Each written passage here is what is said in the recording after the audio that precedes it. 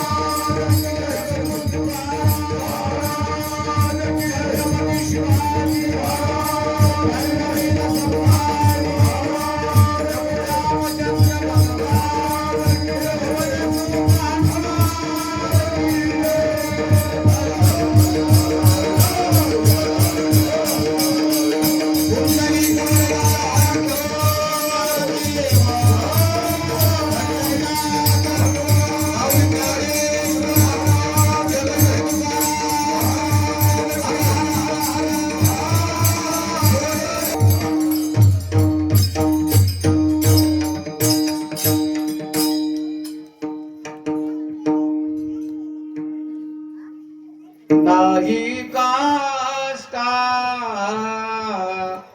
चा गुमान नाही काष्टाचा गुमान गोवी भ्रमरा सुमन प्रेम प्रीतीचे बांधले ते ना तुटे काही केले प्रेम प्रीतीचे बांधले पदरी गाली पिळा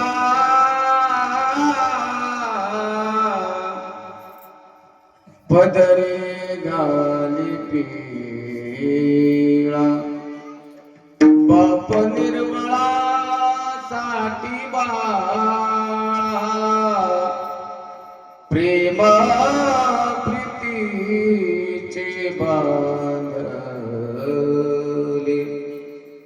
ते ना तुटे काही केले तुका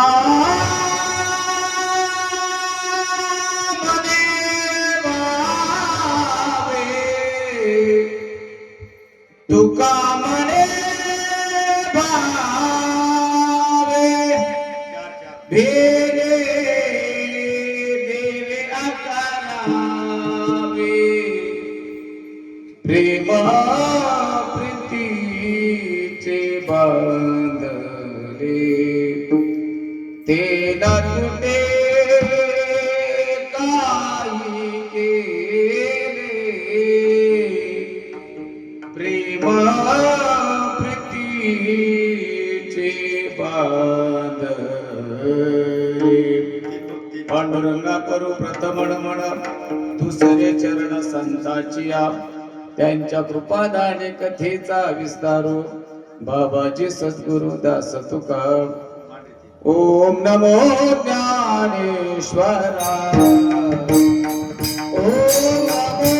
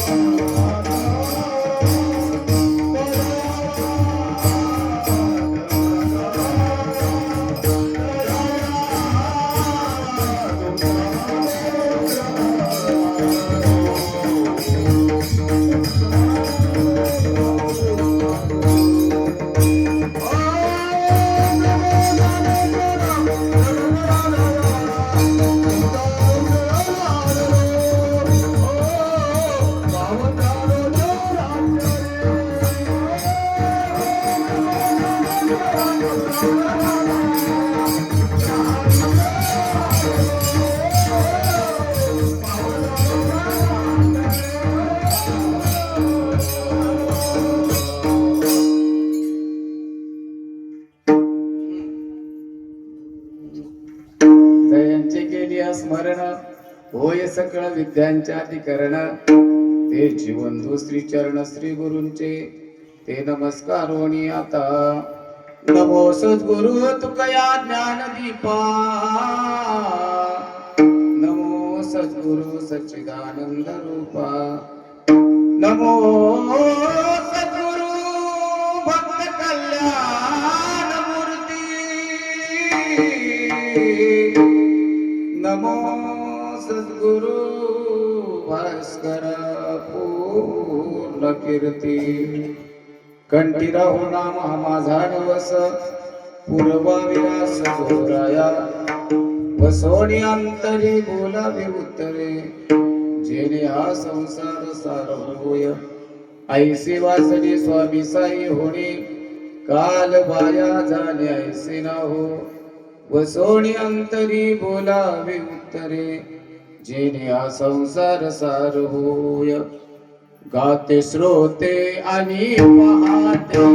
गाते श्रोते आणि पाहते.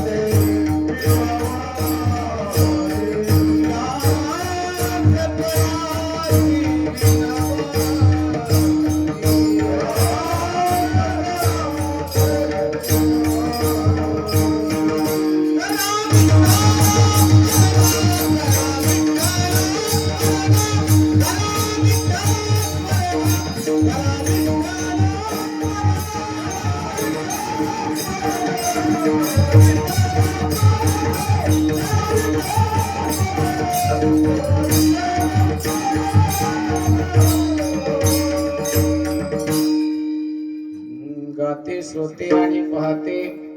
चतुर विनोदे दुश्चिंते. स्वभावे पूर्ण ज्ञाते.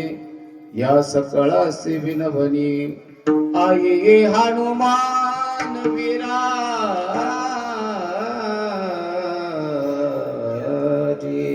विठ्ठल विठ्ठल.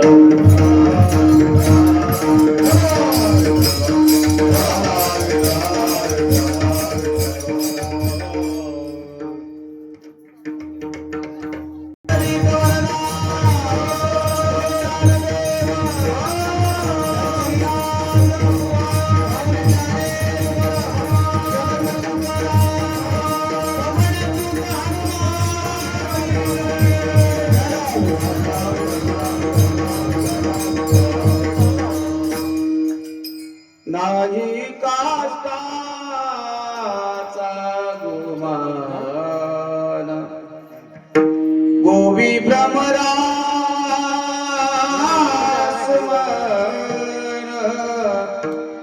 प्रेम प्रीतीचे बांधले ते नाचुटे काही केले प्रेम प्रीतीचे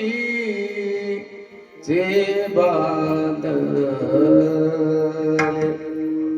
प्रसंग प्राप्त प्रसंगी प्राप्त स्थळी चाललेला अखंड हरिनाम यज्ञ तपपूर्ती 16 वर्ष 12 आणि ही तपपूर्ती 16 संपन्न करत असताना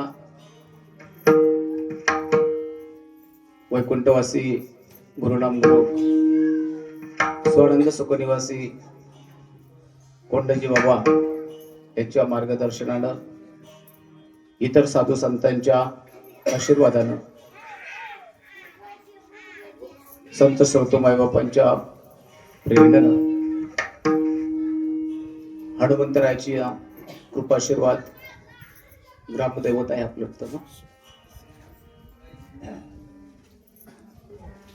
ज्ञानवान गुणवान सगळ्यांच्या अथक प्रयत्नांना चाललेला हा नामयज्ञ आणि हा नामयज्ञ सुरू असताना माझ्यासारख्या पामराच्या वाट्याला आलेली 4थ्या दिवसाची कीर्तनरूपी सेवा. वास्तविक पाहता ह्या पट्ट्यामध्ये मी नवीनच आहे. योगायोगाने एक कार्यक्रम झाला तो आपल्या शेजारच्या गावामध्ये काला खडकुंब्यामध्ये योगायोग म्हणून. त्याच्या अगोदर आजचे जे कीर्तनरूपी पुष्प आहे त्यामध्ये परमस्नेही श्रद्धेय आदरणीय बाळू महाराज वायाळ, त्याचबरोबर ज्ञानेश्वर महाराज इथे, अध्यक्ष वर्सुबाई सेवाभावी बहुउद्देशीय संस्था जुन्नर, अनेक घरांची पायाभरणीपासून उभारणी करस्तोपर्यंत वारकरी संप्रदायाचा सुद्धा कळस पूर्ण न्यावा, पूर्णत्वाला न्यावा या अनुषंगानं त्यांनी माझ्यासारख्या पामराच्या वाट्याला दिलेली कीर्तनरूपी सेवा. मृदुंगाचार्य आमच्या हरिभक्तीपरायण शुभम महाराज नायकोडी, गायनाचार्य आमचे हरिभक्तीपरायण श्रद्धेय सोनवणे महाराज, देवाडे महाराज, त्याचबरोबर देवटे बाबा, त्यांच्या शेजारी काल्याच्या वेळेस सुंदर असं गायन काम त्यांनी केलं आमचे आदरणीय सुरदास चिंतामण कोरडे, त्यांच्या शेजारी असणारे दादा आणि हा पूर्ण टाळकरी समुदाय विनेकरी बाबांपर्यंत तुम्ही संत श्रोतो मायबाप मंडळी, महाराष्ट्राच्या बाहेर, देशाच्या बाहेर आत्ताच्या नवीन तंत्रयुग आहे त्या युगाप्रमाणे ज्यांचं सुंदर असं ध्वनी क्षेपण जे चालू आहे ते PS इंडिया त्यांचे सर्वा त्यांचाही माझा परिचय पहिल्यांदा तिथंच झाला. सुंदर साऊंड सिस्टीम. आपल्याकडं आडरानामध्ये जरी असलो किंबहुना आपण शेतकरी आहोत आणि पूर्व पट्ट्यामध्ये गेल्यानंतर आपल्याला फक्त एक नाव आहे, अडाणी समाज. काय नाव आहे? अडाणी समाज. पण पूर्व पट्ट्यावातले ज्यावेळेस आपल्याकडे येतील आल्यानंतर म्हणतात नाही ह्या इथंच राहिलेलं बरं. म्हणजे अडाणी समाज कोणी हे आपल्याला कळत नाही. ज्यांची 2ऱ्या दिवसाची सेवा झाली ते आदरणीय हरिभक्तीपरायण देवाडे महाराज आल्यानंतर कळलं सुंदर अशी सेवा झाली. मला वाटतं आपल्या गावचे सुपुत्र आहेत, ते आपल्या गावचे सुपुत्र आहेत. मी एक मोठ्या मनानं तुमचा मुलगा म्हणून या नात्यानं तुम्हाला सांगून जाईल, आपल्या गावाचं तपपूर्ती 16 जो आहे तो तपपूर्ती 16 अक्षरशः हनुमंतरायाच्या कृपेने पूर्ण झाला. त्याचं कारण असं आहे, 100 वर्ष काही काही गावांमध्ये आपण जाऊन कार्यक्रम करतो, त्या लोकांना सांगता येत नाही. सांगतात महाराज 100 पेक्षा कितीतरी वर्ष झालं.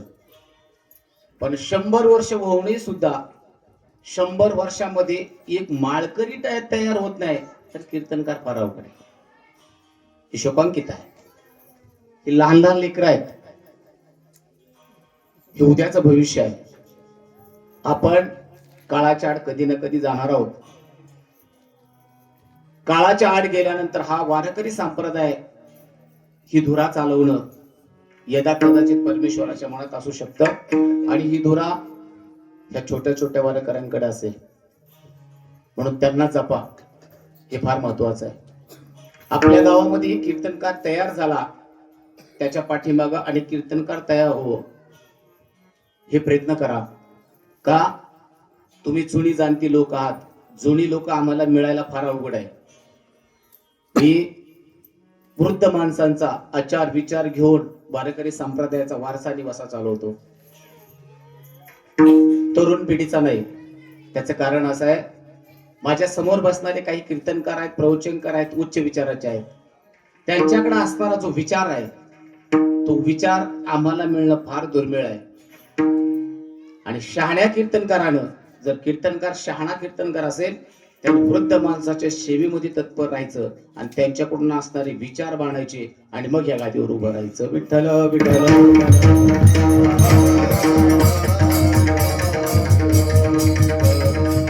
त्याचं कारण असं आहे, आपल्या गावातला कीर्तनकार त्याला जपा. त्याचं कारण मी तुम्हाला सांगतो. कीर्तनाला बाहेर गेल्यानंतर कीर्तनकार त्याच्या आईचं किंवा बापाचं नाव सांगत नाही, तो आपल्या गावचं नाव सांगतो. तो आपल्या गावचं नाव सांगतो. आणि आपल्या गावचं नाव आटके पार जर एखाद्याच्या मुळे जात असेल तर जपायला शिका. द्वेष भाव भावना या बाजूला ठेवा, वैर बाजूला ठेवा, पण वारकरी संप्रदाय जोपासायला शिका. आणि तुमच्याकडे ती तत्परता आहे. कालेच्या कीर्तनाला मी आलो, तुम्हाला आल्यानंतर प्रश्न निर्माण झाला, अरे कीर्तन होईल कसं? का कुणास ठाऊक एका सेकंदामध्ये सगळं वातावरण फिरलं. एका सेकंदात सगळं वातावरण फिरलं. का? कारण ही शिवाची कृपा आहे, ही शिवाची भूमी आहे, ही शिवभूमी आहे, ही छत्रपतींची भूमी आहे, ही भगवान शंकराची भूमी आहे, आणि ही रुद्राची भूमी आहे. विठ्ठल विठ्ठल.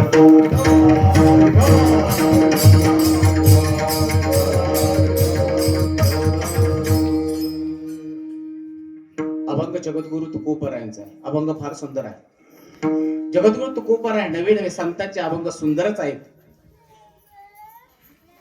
पण आजच्या अभंगाचा जर भाव पावला तर जगद्गुरु तुकोबराय सांगतात, नाही काष्टाचा गुमान गोवी भ्रमरा सुमन, प्रेम प्रीतीचे बांधले ते न सुटे काही केले. तुकोबरायाने एका सामान्य भोंग्याचं उदाहरण या अभंगामध्ये दिलेलं आहे. सज्जनो, आपल्यासारख्याचं नाव अभंगामध्ये येणं फार अवघड आहे. किंबहुना त्याच्यासाठी किती जन्म घ्यावा लागतात. पण संतांना ज्याला जागा दिलेली आहे, ती जागा देण्यासाठी त्याच्यामध्ये एक विशेष वाट असावं लागतं. ती भगवंताविषयी देवाविषयी असणारी आवड.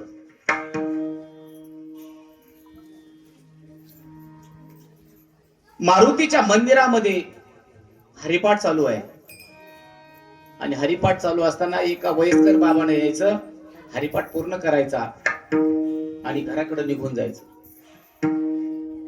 मंदिरामध्ये दरवाजा उघडला का दरवाजाच्या बाहेर 4 मुलं बसलेली असायची.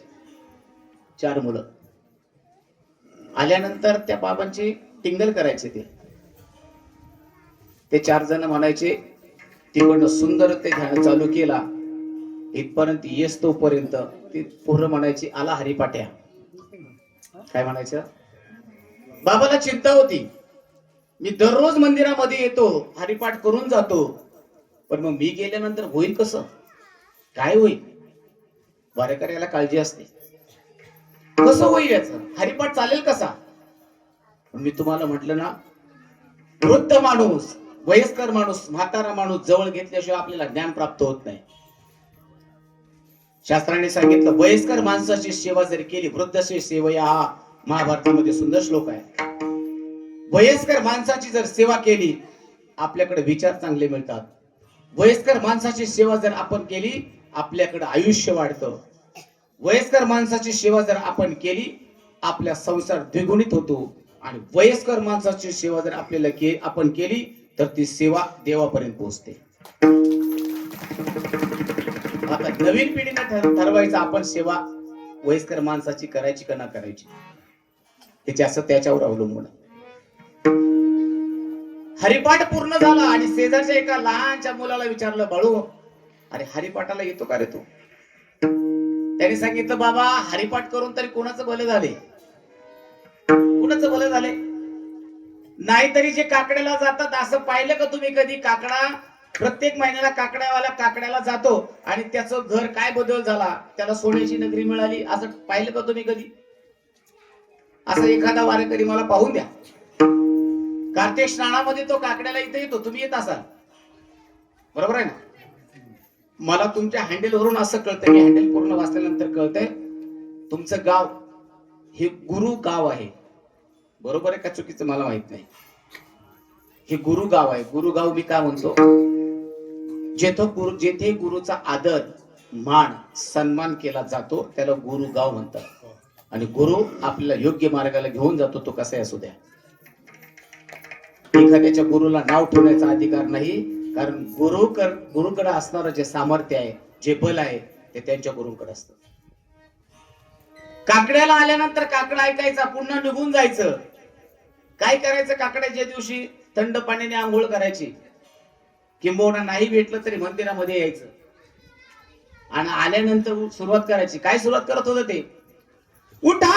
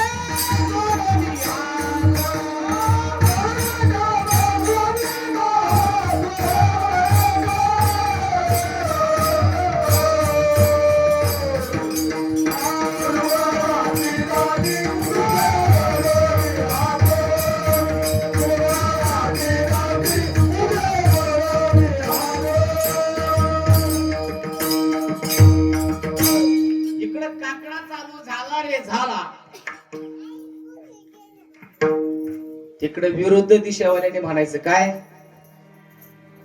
काय? आपल्याकडे म्हणतात का लागले येवळायला,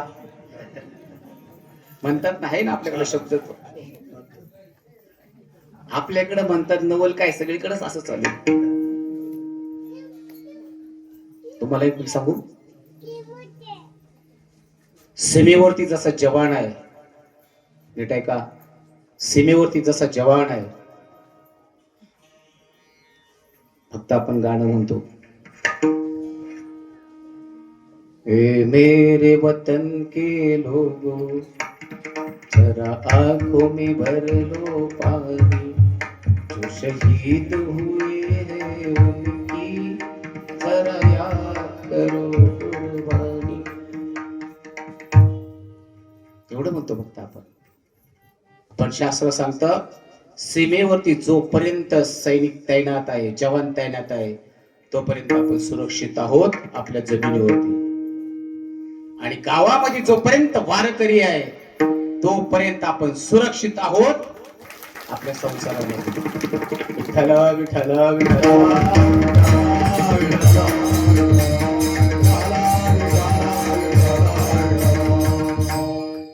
वारकऱ्यासाठी काकड्याला हनुमंतरायाला यावं लागते, फक्त वारकऱ्यासाठी यावं लागतं. पण हनुमंतराय अवतीर्ण झाले तर खळाचा सुद्धा सहज उद्धार करून जातो. एवढं महत्त्व वारकरी संप्रदायाचं. हरिपाठवाला कोण तयार होईल? बाबांनी विचारलं, बाळा हरिपाठ म्हणतो का? त्यांनी सांगितलं, नाही बाबा, हरिपाठ करून कुणाचं भलं झाले, नाही जमणार मला. नाही रे लेकरा, हरिपाठ आणि म्हणायला सुरुवात कर. मला येत नाही. नाही येत ना, कमीत कमी हरिमुखी म्हणा, पुण्याची गणना कोणतरी एवढं तर म्हणू शकतो. तो म्हणला, नाही बाबा, तेवढं पण मला जमणार. अरे प्रयत्न कर. तो म्हणला, बाबा प्रयत्न केले तर होईल, पण मी जर हरिपाठ म्हणायला लागलो तर माझ्या पाठीमागचे माझे मित्र आहेत ते मला नाव ठेवतील. काय करतील? अरे ह्या माळकऱ्यांनी बिघडवला. काय म्हणतील? ह्या वारकऱ्यांनी एक बिघडवला. हनुमंतरायासाठी, प्रभू रामचंद्रासाठी हनुमंतराया वेडे झाले होते. आणि संत म्हणत होते, बिगरी की ने बनाई नाथ मोरे, बिगरी की ने बनाई रे, बिगरी की ने बनाई नाथ मोरे, बिगरी की ने बनाई रे.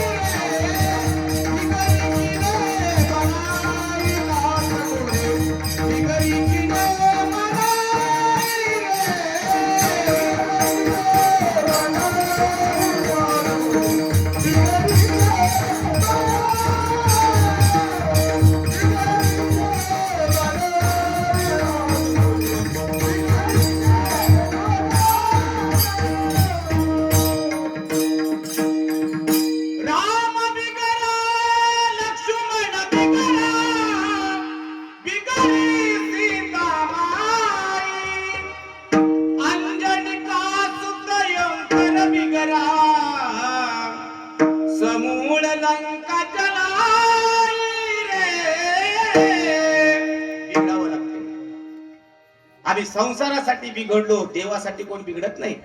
म्हणून दुःख आहे आमच्या आयुष्यामध्ये. दुःखाचं कारणच ते आहे.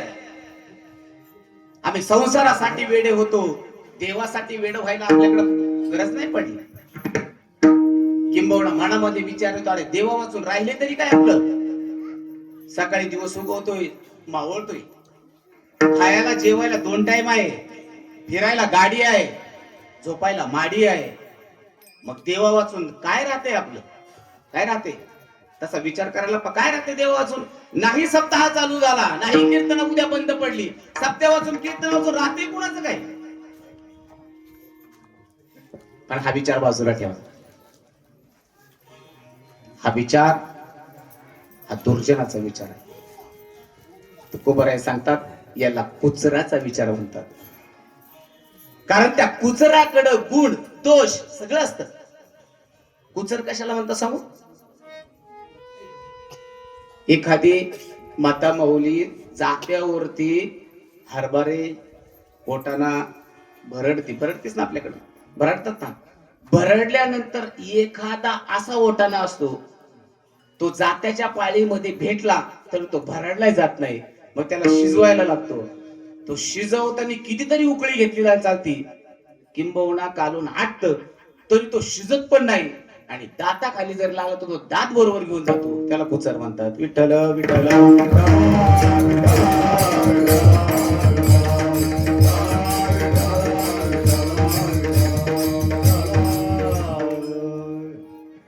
देवाला तुमच्या संपत्तीची गरज नाही. देवाला तुमच्या बंगल्याची गरज नाही. देवाला तुमच्या गाडीची गरज नाही. देव फक्त भुकेलेला आहे तो भावासाठी. देव भुकेला आहे तो प्रेमासाठी. थोर प्रेमाचा भुकेला,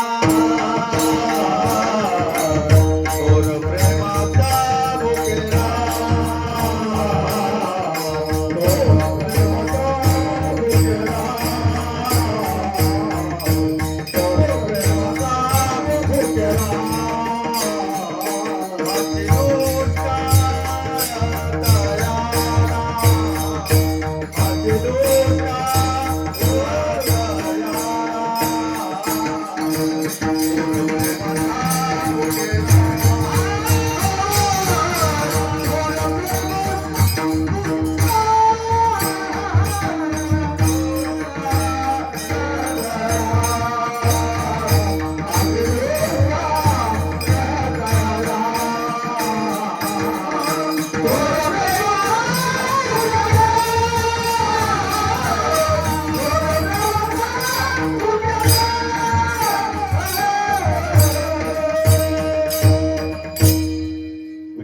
विठ्ठल विठ्ठल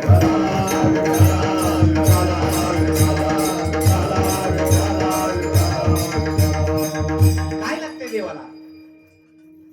प्रेम सुख घेई, प्रेम सुख घेई, प्रेमाविन नाही समाधान. देवाला अपेक्षा कशाची नाही. बाबाने विचारलं, अरे बाळू हरिपाठ म्हणणार आहे? म्हटलं बाबा नाही जमणार. 4 वेळा झालं, 5 वेळा झालं. म्हटलं बाबा मी जर हरिपाठाला आलो, देवाचं नाव जर घेतलं तर मग मला काय मिळेल? पारितोषिक मिळेल का? बाबाने सांगितलं अरे तुला पारितोषिक मिळणार नाही असं नाही, तुझं नाव पुराणामध्ये येईल, तू पुराणामध्ये वंद्य होशील. काय होशील? पुराणामध्ये वंद्य होशील. तर म्हटलं पुराणामध्ये वंद्य होण्यासाठी देवाचं नावाची गरज आहे का? बाबाने सांगितलं अरे हो रे लेकरा, नावाची गरज आहे. ते देवाचं नाव कसं घ्यावं लागेल? म्हणजे प्रेमाने घ्यावं लागेल, प्रीतीने घ्यावं लागेल. बाबा खरंच पुराणामध्ये मी वंद्य होईल? बाबा म्हटले विश्वास आहे, माझ्या देवाचा विश्वास आहे. काही काळ निघून गेला, काळ सरत गेला आणि सांगणारे बाबा कालवश झाले. ही पुराणातली कथा तुम्हाला मी सांगतोय बर. ही कथा युट्यूबला मिळणार नाही ऐकायला. बाबा कालवश झाले आणि कालवश झाल्यानंतर काही दिवसानं छोटासा वारकरी हा मोठा वारकरी झाला. हनुमंतरायच्या मंदिरामध्ये यायचा, हरिपाठ म्हणायचा आणि पुन्हा जायचं. पण मनामध्ये एक ध्यास होता, बाबा मला म्हणले मी पुराणामध्ये वंद्य होईल, पण कधी होणार? याचा अर्थ बाबा माझ्या बरोबर खोटे बोलणार. खोटे बोलले. वय निघून गेलं आणि सरता सरता सरता पुन्हा हरिपाठ म्हणणारा लेकरू लहानाचं मोठं झालं. काळाची झडप आली आणि काळाच्या ओघामध्ये तेही गेले. स्वर्गामध्ये दोघांची गाठ पडली. बाबा पांडुरंग परमात्म्याच्या शेजारी बसले होते. नीट ऐका, शेजारी बसले होते. हा मुलगा माझा शिष्य आहे, त्याला पाहिलं स्वर्ग लोकामध्ये देवाच्या शेजारी. आणि बाबा उठून उभे राहिले. म्हणले बाबा तुम्ही इथं आहात का? म्हटले हो. बाबा तुम्ही मला सांगितलं होतं ना पुराणामध्ये माझं नाव येईल. म्हटले अरे वेड्या, पुराणामध्ये तुझं नाव येईल नाही आलं. कुठून आलं? त्यांनी सांगितलं अरे कधीच नाव आलं पुराणात. काय नाव आलं? कांडोपात्र खोदू बिंगारी तो दानू, कांडोपात्र खोदू बिंगारी तो दानू.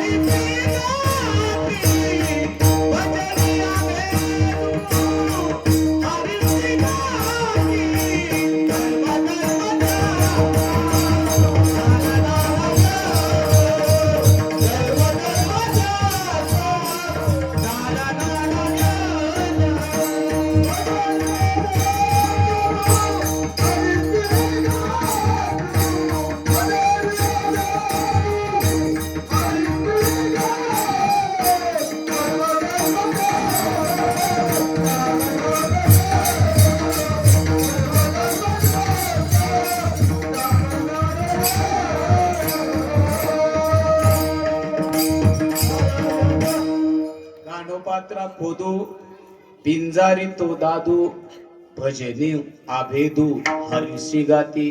कोण आहे कानोपात्रा खोदू पिंजारी दादू? आहे का कथा आपल्याला माहिती नाही ना? दांडोळी पुराणे शोधावं लागतं. पुराणांचा पुरावा आहे. बाबा देवाची पूजा केल्यानंतर देवाच्या पायी भगवंत आपल्याला आश्रा देतो. म्हटले हो, आश्रा देतो. मग आश्रा देण्यासाठी त्या देवाला कुठला नवस करावा लागतो? बाबांनी सांगितले नवसानं देव पावत नाही. नवसानं देव पावत नाही. मग देव पावतो कशानं? देव भावानं पावतो. देव पावतो कशानं?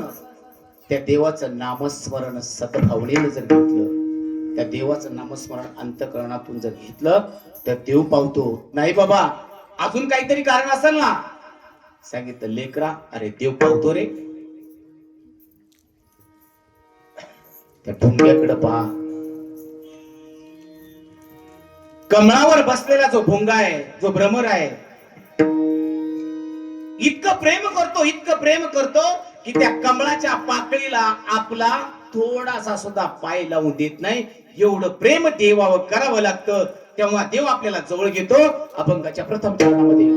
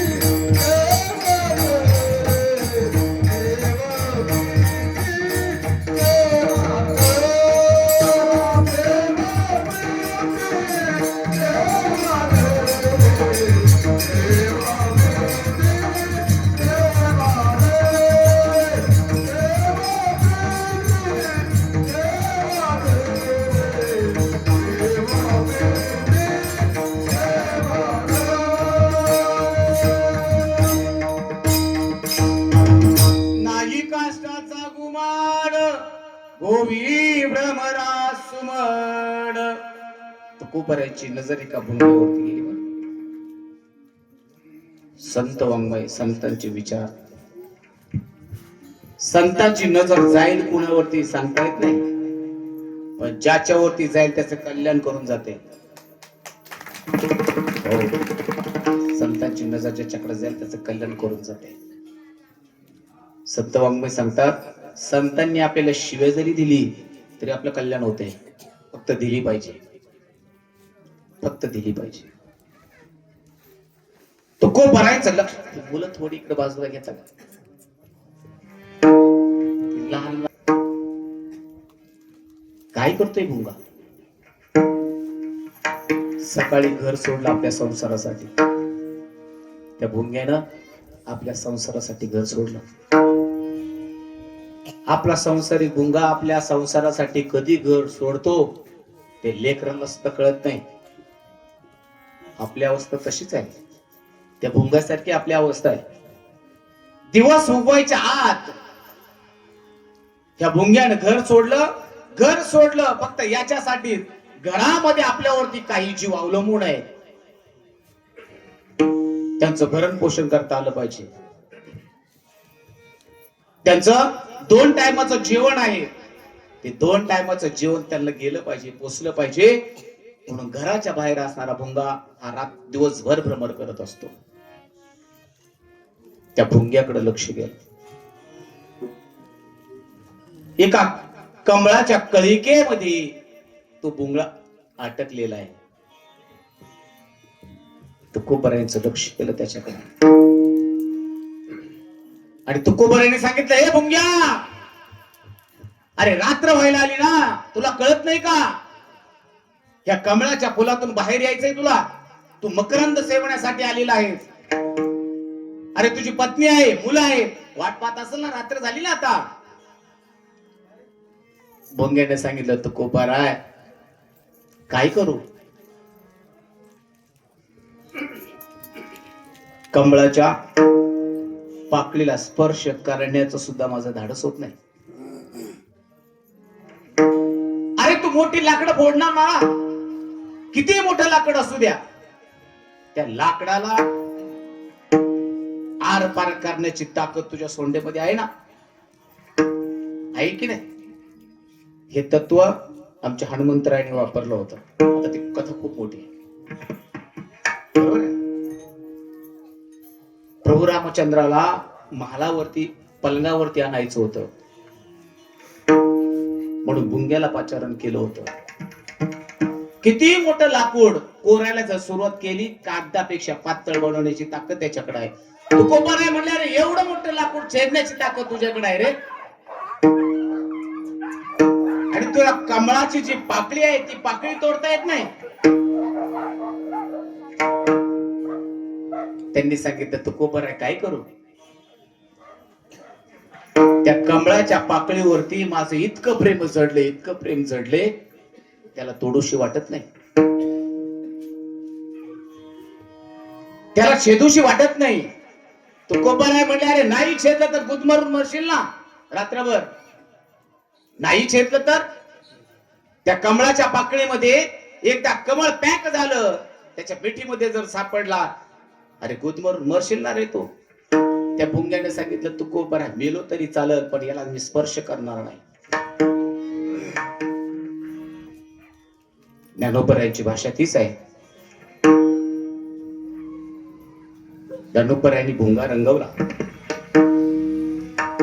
ब्रह्मरभेदी कोडे, भलतेचे कास्ते कोरडे, कळिके माझी सापडे. ज्ञानोबराय म्हणतात, कोणतंही लाकूड कोरण्याची ताकद त्याच्याकडे आहे, पण एकदा कमळाच्या किंवा कुठल्याही कळीमध्ये तो सापडला तर त्याला स्पर्श करत नाही, एवढं प्रेम आहे. किंबहुना अभंग सुंदर आहे. ऋणो जुनो ऋणु जुनो ऋणो जुनो ऋणो जुनो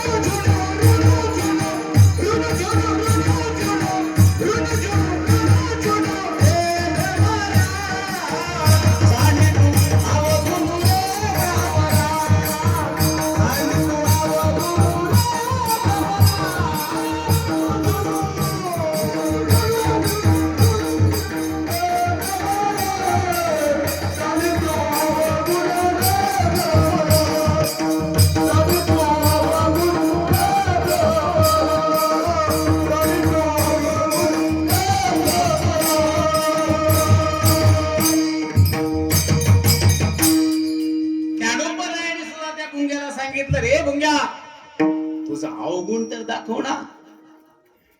त्या लाकडाला कोरण्याची ताकद तुझ्याकडे आहे ना रे. सुमन कमळ दळू रे भ्रमरा, सोडी तू निश्चळू रे भ्रमरा. फुलाचं जे दळ आहे त्याला तोडून बाहेर ये. तू कोबर आहे ते सांगतात, अरे तोडून बाहेर ये, उपाशी राहशील, किंबहुना मरशील, संसाराला मोक्षील तू. त्याने सांगितलं तो कोबर आहे, लाकूड लाकडाच्या जागेवर असतं. त्या कमळाला यदा कदाचित जर माझ्याकडून जखम झाली तर ते कमळ रडेल. तो कोबर आहे सांगतात, अरे भुंग्याला कळतंय कमळावर किती प्रेम करावं. भुंग्याला कळतंय कमळावरती किती प्रेम करावं, ते किती अलगद आहे, त्याला कसं जपावं, त्याला जवळ कसं करावं हे भुंग्याला कळतंय. पण ज्यांना आम्हाला आतापर्यंत आयुष्य दिलं त्यांना कळत नाही. विठ्ठल विठ्ठल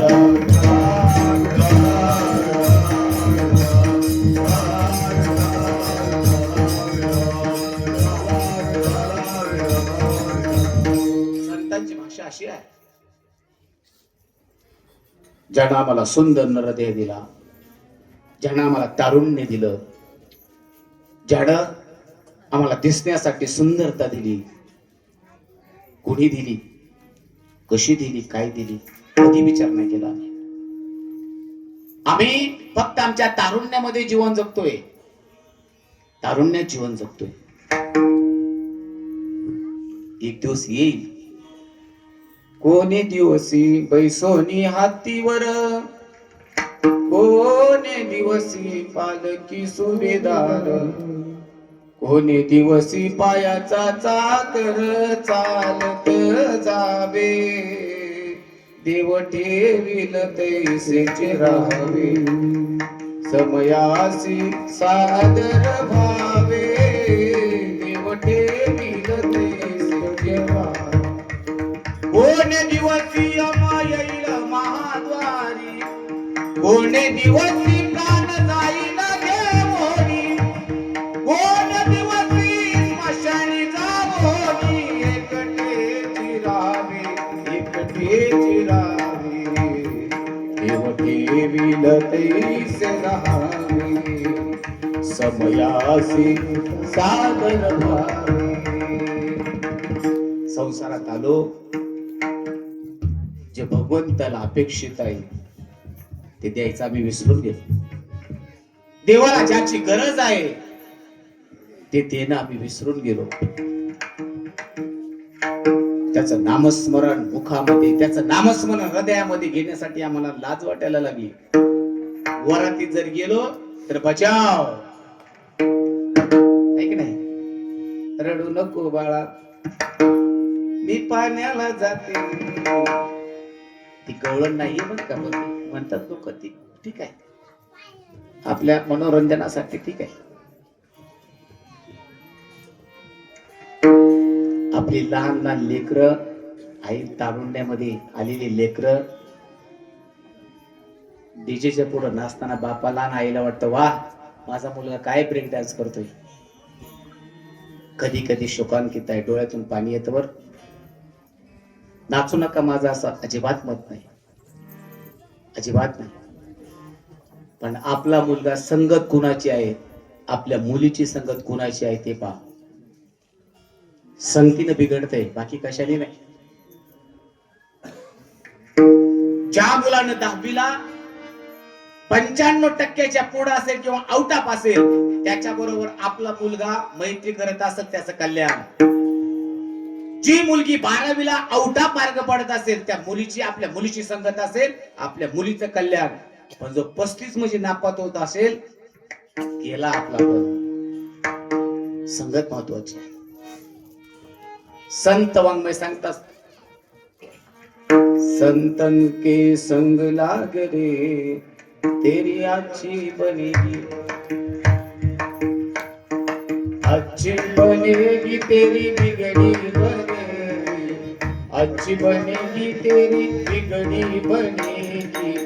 संतन के संग लाग रे तेरी अच्छी बनेगी,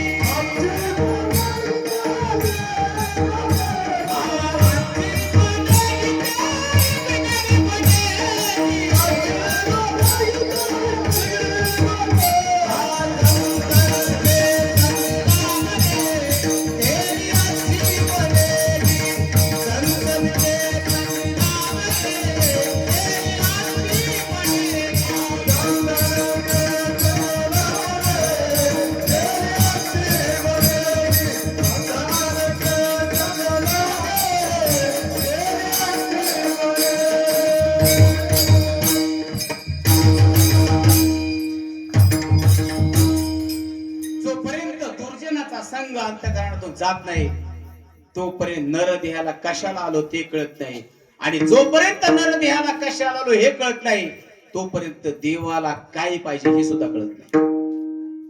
देवाला कशाची गरज आहे हे कळत नाही. त्याच्यासाठी संत संग, संत संग दे, संत संग दे. आपल्याकडे वेळ कमी 10 मिनिटं राहिले, काय करणार.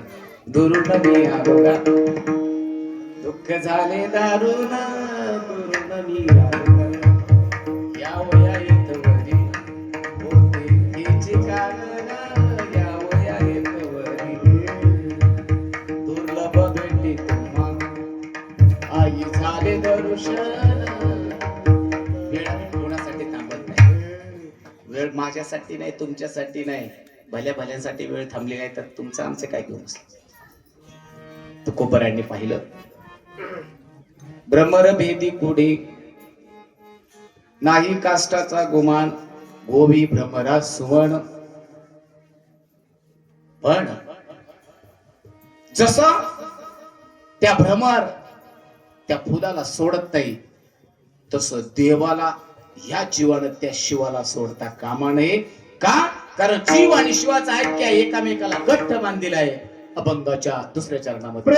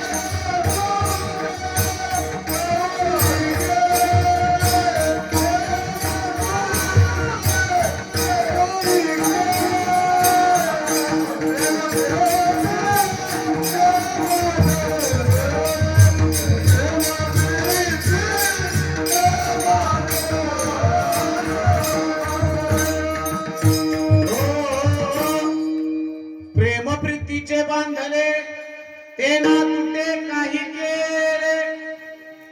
देव जीव आणि शिवाशी एवढंच केलं लागतंय, तोडता येत नाही.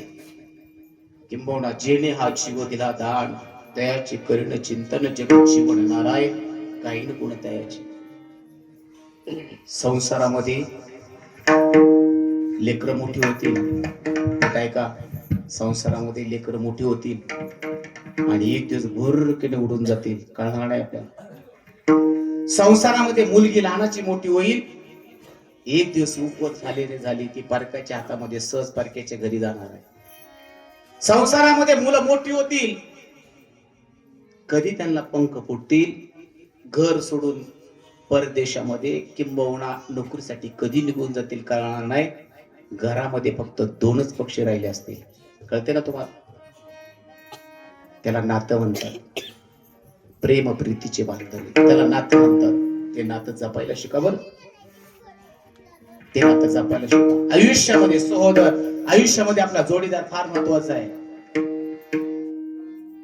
आज येईल द्वेष, आज वाईट राग येईल, का? कारण वार्धक्याकडे आयुष्य झुकलेलं असतं, आज राग येतो. पण दोघांमधला एक जर निघून गेला तर संसार नकोसा वाटतोय. तुमचं लेकरू म्हणून मी खालच्या पातळीला येऊन सांगतो, लेकरू म्हणून मला माफ करा, दृष्टांत देऊन जातो तुम्हाला. आपली आई, आपली बहीण, आपली पत्नी, आपली मुलगी 4 दिवस घराच्या बाहेर बसू द्या, कळते ना भाषा, नीट ऐका बरं. आपली आई, आपली मुलगी, आपली पत्नी, आपली बहीण 4 दिवस घराच्या बाहेर बसू द्या. किती? 4 दिवस. आणि 4 दिवसाच्या आतमध्ये घरामध्ये एखादा पाहुणा येऊ द्या चहा पिण्यासाठी, अवस्था काय आहे आपली? काय अवस्था होती? घराची कळा अंगण सांगते, किंबहुना त्या घरामध्ये चहा पिण्यासाठी सुद्धा आपली ताकद होत नाही यायला पाहुण्याला. ज्या दिवशी चहा बनवला ते पातेलं 4 दिवस तसंच असते. ज्या दिवशी ज्या पातेल्यामध्ये भात घातला, आपली आई, पत्नी, बहीण घरामध्ये 5व्या दिवशी असतो पण ते तसंच असते कर्कट. ज्या दिवशी घरामध्ये येते त्या दिवशी घराला गडबड येते. बरोबर आहे ना? 4 दिवस आपली आई, बहीण, बायको, बहीण बाजूला बसू द्या, मुलगी बाजूला बसू द्या, घराची अवकळा सांगते. आपली पत्नी आयुष्यात ज्याच्या निघून जाती त्याच्या आयुष्याच्या स्मशानभूमी झाल्याशिवाय राहत नाही. नीट ऐका बरं, प्रेम प्रीतीचे बांधले जपा. जन्माला घातले ती कधीतरी उडून जाणार आहे. ज्यांना जन्माला घातले तोपर्यंत, जोपर्यंत तुम्ही पैसा देता तोपर्यंत पप्पा बाबा म्हणणार आहे. ज्या दिवशी पैसे द्यायचे बंद करसाल त्या दिवशी तुम्हाला म्हातारा म्हातारीशिवाय मानल्याशिवाय राहणार नाही. हो, देवाशिवाय पर्याय नाही, देवाच्या नावाशिवाय पर्याय नाही. हा, तेथे तू सोडविना कोणी एका चक्र पाणी वाचून या. तू का म्हणे तुझं सोडविना कोणी एका चक्र पाणी वाचून या. देवाशिवाय सोडवणूक नाही. एकामेकाला जपावं लागते. एका दशक्रियेमध्ये मी होतो. माझ्या शेजारी 80 वर्षाची आजी, म्हातारी आजी, ती माय रडत होती. किती वर्षाची? 80 वर्षाची. मग तिच्या पतीचं वय किती असेल? 85-90. बरोबर आहे? 85 ते 90 बाबा, बरोबर आहे ना? 8 मुलं आहेत तिला. किती? 8 मुलं. 8 मुलं. ज्या आईला 8 मुलं आहेत त्या आईला कशाची कमतरता असेल का? नाही ना? ती आई माझ्या शेजारी रडत होती. दशक्रियेला काक स्पर्श होत होता आणि त्या आईच्या डोळ्यातून अश्रू आले आणि तोंडातून शब्द बाहेर फुटले, राजा गेला काय रे मला सोडून. शब्द सामान्य नाहीत, कंठ दाटून येतो. ज्याचे जातात त्यांना कळतं. सचिन हो, जपा. शरीर परत नाही, आई वडील परत नाही, परत माया नाही, परत या संसाराला येऊ का नाही येऊ सांगता येत नाही. पण तुका म्हणे घालू देवावरी भार. देवाशिवाय पर्याय नाही आपल्याला. आई वडिलांच्या सेवेशिवाय पर्याय नाही, संतांच्या सेवेशिवाय पर्याय नाही. इतक्या लांबून तुम्हाला सांगण्यासाठी सासू सुराच्या गप्पा गोष्टी नाही सांगत मी आयुष्यात माझ्या कधी. पण अनमोल आहे शरीर आहे, ते पुन्हा आपल्याला भेटणार नाही. ते कुठंतरी कारणे लागलं पाहिजे. ज्या आईनं ज्या बापानं आपल्याला मोठं केलं, पोलीस स्टेशनला गेल्यानंतर पोलीस विचारतात, बाई तुला कोणाची भीती आहे?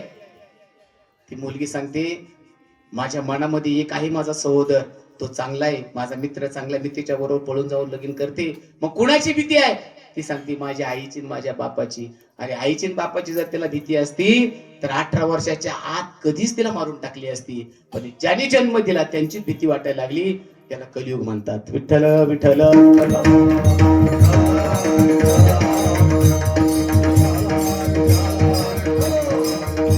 प्रेम प्रीतीचे बांधले तीना सुटे, काही केले बंधन सुटत नाही. तेवढं प्रेम देवावर करा. तुकोबराय सांगतात, बाप किती मोठा असला बाप, एखाद्याचा बाप पैलवान असू द्या, हिंद केसरी असू द्या, पण घरामध्ये जर आला तुकोबराय म्हणतात, पदरी गाळी पिळा बाप निर्बळासाठी बाळा. प्रमाण मी काढून देते बरं का. बाप किती मोठा असू द्या, पण बाप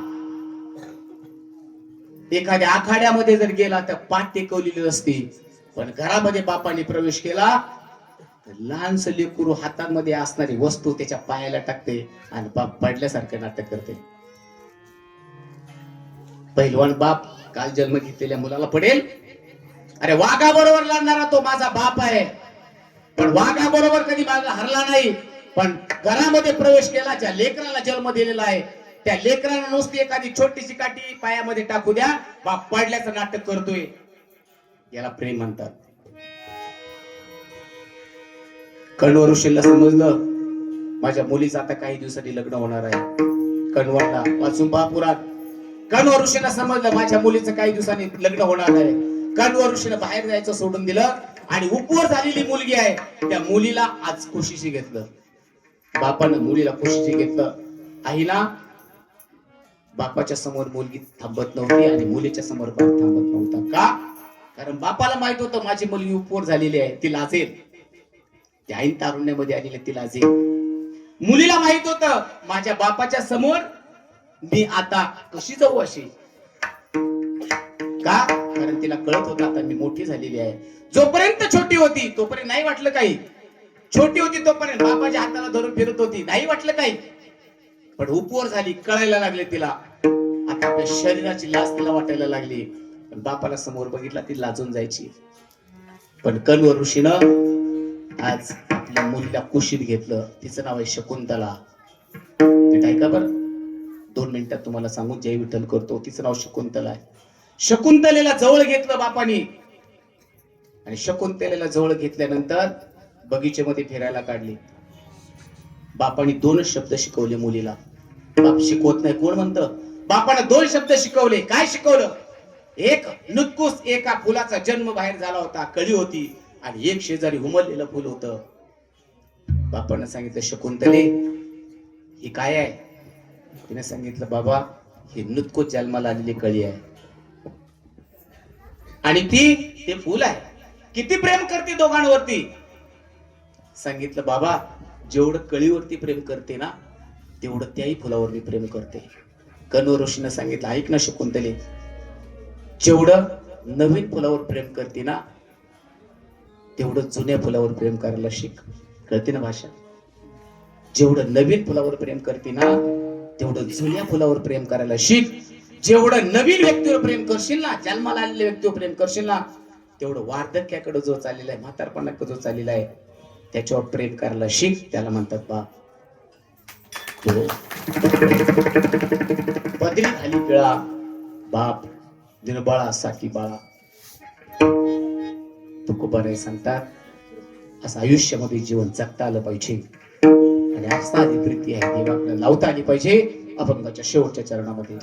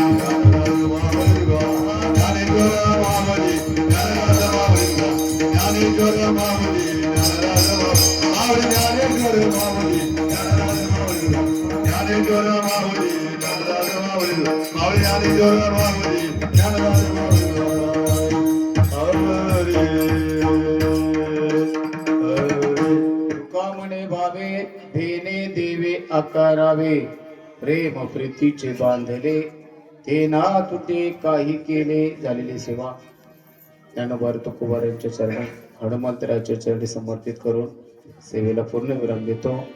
जे योग्य आहे ते सद्गुरूंचा आहे, जे अयोग्य आहे ते माझ्या बुद्धीचा दोष म्हणून पाठिंबा द्या. समस्त ग्रामस्थ तरुण मंडळ, मुंबईकर मंडळ, पुणेकर मंडळ या ठिकाणी मला प्रथमतः सेवा करण्याची संधी दिली. माझा परिचय कोणाशी जास्त नाही, कुणाचं यदा कदाचित माझ्याकडून नाव घ्यायचं राहिलं असेल, घेता आलं नसेल, तुमचं लेकरू म्हणून म्हणा या ठिकाणी माफ करा. आणि पुन्हा एकदा हा अखंड हरिनाम यज्ञ जो आहे यशयावत चंद्रतारे आहेत तोपर्यंत असाच राहू आणि हनुमंतरायाच्या कृपाशीर्वादानं आपल्याकडं आपल्या अखंड हरिनाम सप्त्यामध्ये मनामध्ये जी इच्छा होईल ते पूर्ण करू हीच सद्भावना व्यक्त करतो. सेवेला पूर्ण विराम देतो. सुंदर साऊंड सिस्टीम, मृदंगाच्या टाळकरी वृंद, लहान लहान लेकर आहे फक्त यांच्यासाठी एकदा टाळी वाजवा. वारकरी संप्रदायाच्या नियमानुसार भजन होईल, जय विठ्ठल होईल. मग जेवायचं का नाही जेवायचं तुमच्यावर अवलंबून. तुकाराम तुकाराम तुकाराम